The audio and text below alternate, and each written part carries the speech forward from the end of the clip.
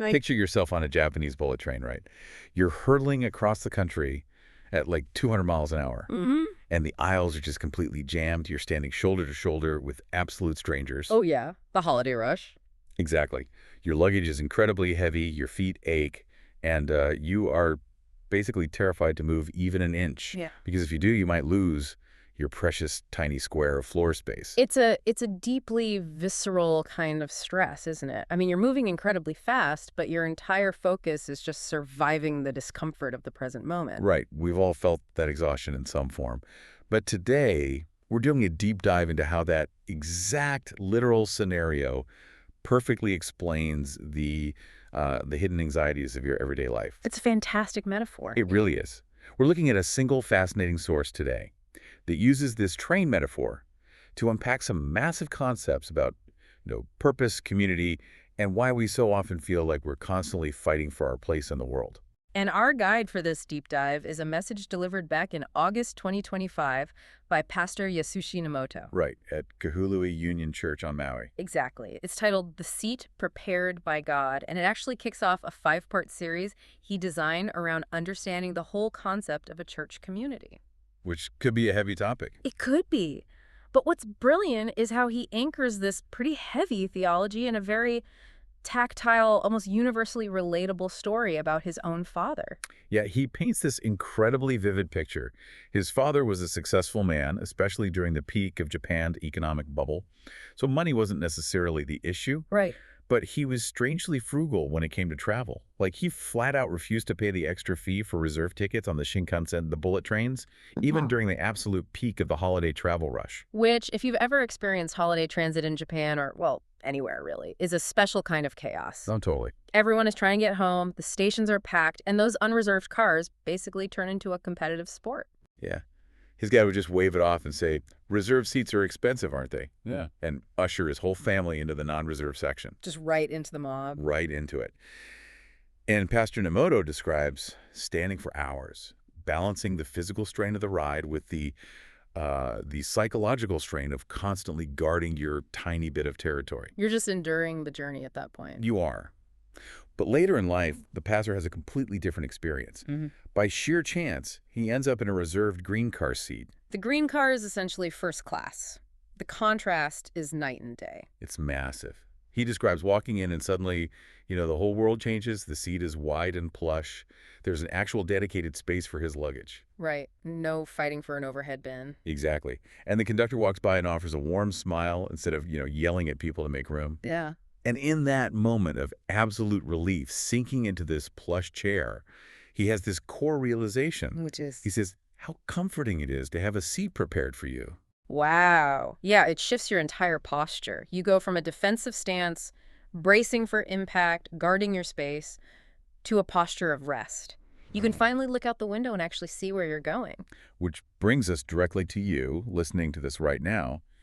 Have you ever felt the creeping anxiety of living an unreserved life? That's a great way to frame it. Right. That underlying vibrating feeling that you are constantly competing for your place, whether that's at work, in your friend group, or just in society. Just constantly scanning the room. Exactly. Scanning the room to see if there's a spot for you.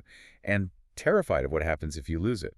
It's a very compelling question because the pastor takes that very tangible physical relief of the green car and applies it to our spiritual and social lives. He argues that most of us are actually living in the unreserved car without even realizing it. Okay, let's unpack this. Yeah. Because he applies this specifically to how people behave when they enter a community space, like a church. And he points out a humorous but painfully accurate reality about how we all pick our preferred seats. We definitely all have our strategies. Oh, absolutely. The source categorizes them perfectly, too. Some people feel, inadequate or shy, so they hide in the back row. Right. Some want the tactical advantage of sitting near the exit for a quick getaway. The classic slip out early move. Exactly. Some want to sit exclusively with the people they already know. And he even jokes that some people purposefully find a spot where they can doze off completely unnoticed by the speaker. Which is funny because it's so true. But here is the major philosophical pivot in the text. Pastor Nemoto argues that this choice, this clever little strategy we use to pick our preferred seat, is actually an illusion. Mm-hmm. He states that the seat you think you are choosing for yourself is actually a specific special seat that God has already chosen and prepared for you. He's reframing the entire trajectory of your life, really, including the very specific place you are sitting right now as that reserved ticket. Yeah. It's not a random folding chair you managed to grab before the music stopped. It's a designated place. I hear that, but I have to push back here a little bit. Sure. Because I can easily imagine someone listening to this and immediately putting their guard up. If our seats in life or in a community are entirely pre-assigned, aren't we just passive ticket holders with zero free will? That's the immediate logical leap, yeah. It sounds restrictive. It sounds like showing up to a wedding, looking at the seating chart, and finding out you've been assigned to table number 9 in the far corner next to your weird uncle. Right. And you're just stuck there. Yeah. Where's the freedom in that? This raises an important question, and it's a crucial tension to explore. But the source doesn't shy away from it at all. Okay. The concept of a prepared seat isn't framed as a hostage situation. Pastor Nemoto makes a very careful distinction here. What's the distinction? The seat is prepared, but sitting in it remains a choice. It's an invitation, not a mandate. But if it was custom made for me before I was even born, which the text suggests, doesn't leaving it empty mean I'm ruining the blueprint? Like, what happens if I look at table number 9 and say, no thanks, I'm going to stand by the bar? The text implies that if you don't sit in it, the seat remains empty. It can't simply be filled by a generic understudy because it was uniquely contoured for your exact presence. Oh, wow. Yeah. To back this up, the pastor points to Psalm 139.12. It's a verse about all the days of a person's life being written in a book before one of them came to be. Okay, so it's about intentionality. Exactly. The theological mechanism here is immense value. You aren't just a warm body filling a quota in the train car. Your specific presence is required for the car to be complete. So the invitation is waiting, but you still have to walk down the aisle and physically take the seat. Yes. He also uses Ephesians 2.19, which talks about believers no longer being foreigners or strangers, but fellow citizens. The core idea is belonging. Think about it. When you walk into your own home, you don't have to fight for a place at the dinner table. Right. Your family expects you, the chair's there. Exactly. The pastor is saying that a true community functions the exact same way. I see the appeal of that, especially when you compare it to the psychological exhaustion of the alternative. Oh, absolutely. Because if we really examine the unreserved car mentality, it looks a lot like total freedom on the surface. You can go wherever you want.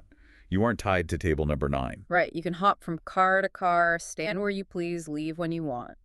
But the reality of that kind of total untethered freedom is incredibly draining. The pastor explicitly says freedom comes with risk. It does. In the unreserved section, if you manage to find a great seat, you are immediately trapped by it.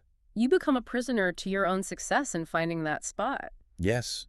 Think about sitting in a crowded coffee shop. You finally get the corner table near the outlet, which is like the holy grail. One of the best spot. But the moment you need to use the restroom or like grab a napkin, panic sets in. You have to leave your jacket, your book, and just hope nobody swoops in.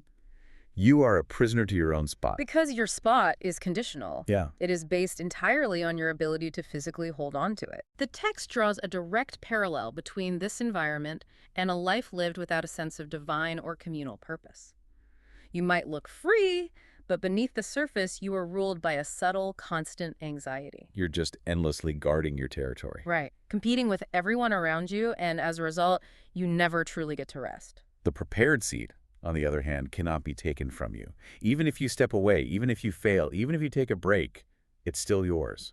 It shifts the whole paradigm from competition to security. And here's where it gets really interesting. Getting that reserved seat introduces a whole new problem. How so? Well, think about what people actually do when they feel completely secure. A train is inherently a public space, right? We aren't traveling in private limousines. Right, there are hundreds of other people. So once you find your reserved, secure, guaranteed seat on an airplane or a train, what is your very first instinct? To isolate. Exactly. You sit down, you pull out your expensive noise-canceling headphones, you put them on, you stare out the window, and you actively try to pretend that the hundreds of people around you do not exist. You use your reserve status as a shield against the community. You build a wall. We really do. We treat the reserve seat as a private island, and we do this in life too. Once we secure our dream job or our comfortable friend group or our spot in a church pew, we tend to put the headphones on. We stop looking at the people in our row. But the source argues the exact opposite. Having a reserved seat isn't a license to check out. It is actually meant to force you into community. Yes. And Pastor Nemoto uses this beautiful Japanese proverb to explain why. The proverb is, and I love this, even brushing sleeves with someone is a bond from a previous life. It's a striking image. In a crowded, bustling space, you accidentally brush sleeves with a stranger. It seems entirely random, an annoyance even. Right. But in traditional Japanese culture, even that fleeting microscopic interaction carries profound weight. It means your lives were meant to intersect. And he takes that cultural concept and adapts it into his Christian framework, saying even a passing encounter is part of God's plan. Wow. Yeah. The person sitting next to you isn't an obstacle. They aren't a nuisance invading your private island. They were deliberately assigned the seat next to yours. What's fascinating here is how the text shifts our focus heavily from the individual to the collective. To break down that noise-canceling headphone mentality, Pastor Nemoto brings in Ephesians 2.21. The verse says, "In him the whole building is joined together." Okay, architectural language. Right, notice that. A single brick, no matter how secure it feels on its own, isn't a building. The community on this train is not a place where we sit alone, consume a service, and feel complete. We are deliberately mortared together. But let's get into the why of that. Why does it matter that we are joined together? If my seat is secure, why do I actually need the guy sitting next to me? Because the journey is dangerous. The pastor references Matthew 16.18, where Jesus tells Peter that he will build his church on a rock, and the gates of Hades will not overcome it. That's very heavy, dramatic language. It is. But the practical application the pastor draws from it is fascinating. He explains the mechanism of how isolation destroys faith. Let's take that a step further. Yeah. How exactly does sitting next to someone protect me from, the gates of Hades? By preventing the decay that happens in isolation. The source warns that if you walk entirely alone, your faith and your resolve naturally weaken. When you face hardship alone, doubt creeps in, you lose perspective, you are exposed to the elements. But when you are sitting together, worshiping together, struggling together, your faith is protected by proxy. Oh, like herd immunity. Exactly. The herd protects the individual. Ah, I see. So when my faith is weak, I'm leaning on the strength of the person in the seat next to me. Precisely. And vice versa. That person you instinctively wanted to ignore with your headphones. They are going to need your strength eventually. God carefully curated that row of seats to create a mutual defense system. That completely changes the dynamic of the train car. It transforms it from a tube full of disconnected strangers just trying to get through the day into a unified organism actively keeping each other safe. It really does. But we have to remember, a train isn't a waiting room. Right. It isn't a fortress just sitting there statically. A train is a moving vehicle designed to cover ground. It's going somewhere. And according to the source, referencing Philippians 3.20, that ultimate destination is the kingdom of heaven.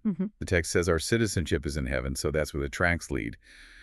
But the ride itself, the time spent in the seat, requires action.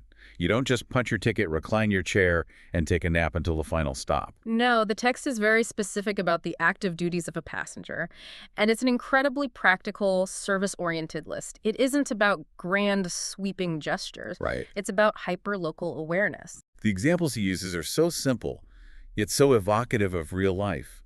He says if someone drops their luggage in the aisle, you help them pick it up. Yeah. If someone is wandering around looking lost, you guide them to their seat. It's a mandate to love, encourage, and serve the people in your immediate vicinity while the train is in motion. But here is where we have to look at the reality of the journey. If we connect this to the bigger picture, the active nature of being a passenger is crucial because the tracks aren't perfectly level. That's for sure. The pastor explicitly warns that the train will go through tunnels and it will face storms. And that's where the metaphor hits the road, right? It is incredibly easy to be a good neighbor and pick up someone's dropped luggage when the sun is shining through the window and the ride is perfectly smooth. Anyone can do that. Right. But what happens when the train hits a dark tunnel? What happens when there's a violent storm, the car is shaking, and you are basically terrified? Human nature kicks in. Exactly. Human nature says you drop everything and cling to your own armrest to survive. How are you supposed to serve someone else when you are panicking? That is exactly why the guarantee of the destination is the linchpin of this entire theology. Okay, break that down for me. To combat that panic, Pastor Nemoto points to the promise in John chapter 14. Jesus says, "I go to prepare a place for you. I will come back and take you to be with me." So the destination is an absolute certainty. Yes, and understanding the psychology of that certainty changes how you behave in the dark. Because the destination is fully secured, the passengers don't need to fear the tunnels, you know the train isn't going to derail, you know the storm won't break the car. Right. And because you are freed from the existential terror of the storm, you actually have the mental and emotional capacity to reach across the aisle and help the person next to you pick up their luggage, even while the train is shaking. And the security of the seat is what generates the ability to serve. Exactly. That is profound. And it leads to this beautiful dual imagery at the very end of the message. Pastor Nemoto describes Jesus Christ in two simultaneous roles. He is the conductor of the journey, the one who invites you onto the train, prepares your specific seat, and oversees the entire system. And at the very same time, he is the destination itself. Right. The final stop is a place where, as the text says, every tear is wiped away and eternal joy fills our hearts. The one guiding you through the dark tunnels is also the light waiting at the end of the track. It wraps the entire metaphor, the seat, the companions, the journey into one cohesive promise of ultimate security. It really brings this deep dive full circle. We started in a chaotic, unreserved car, fighting for floor space, and ended with a guaranteed arrival. It's a huge shift in perspective. So let's distill this down. If we look at the source material, there are three massive takeaways for you to carry forward. First, your seat is prepared. Your presence, right where you are, is not a random accident or a mistake. It is a space designed uniquely for you, which means you can stop exhausting yourself trying to earn a spot that is already yours. Second, your seat is shared. You aren't meant to live on a private island with your headphones on. The people brushing sleeves with you, the passing encounters, are meticulously planned for your mutual protection against the storms of life.